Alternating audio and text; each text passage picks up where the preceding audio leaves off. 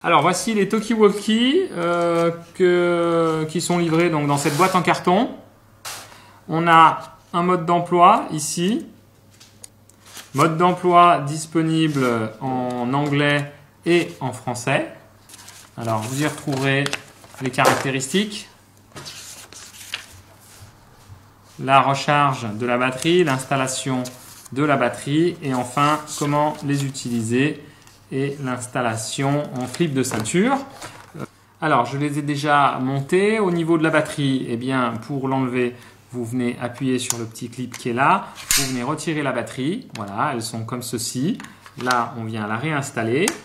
Au niveau de la charge, ça va se passer avec les chargeurs qui sont fournis.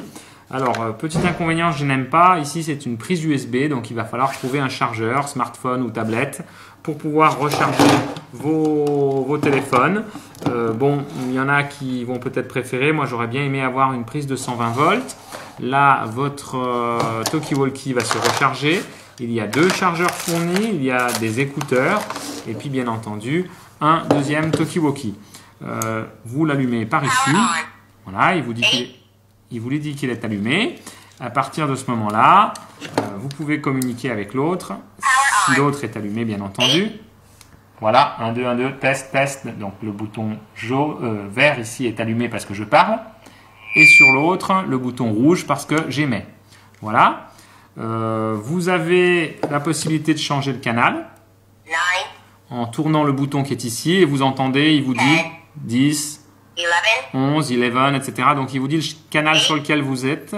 Ce que je n'aime pas, c'est qu'il n'y a aucun affichage digital. Donc, on fait un petit peu les réglages à l'aveugle. Et ça, c'est quelque chose qui me dérange. Voilà. Ensuite, eh bien, on a une petite lumière aussi ici. Voilà, avec ce bouton. Et on a le système de squelch avec l'autre bouton orange. Voilà. Au niveau de la portée, ça reste raisonnable. Pour moi, le plus gros point négatif quand même, c'est l'absence d'affichage digital.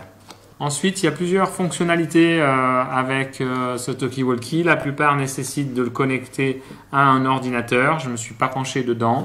Vous avez aussi possibilité d'y installer un micro, donc comme on le disait tout à l'heure, qui est fourni ici.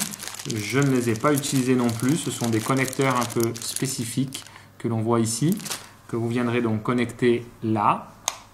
Voilà. Vous avez aussi la possibilité d'avoir activation à la voix, le scan, etc. Mais tout ça se règle avec les boutons. Il faut lire le mode d'emploi et pour ça, je ne trouve pas très pratique.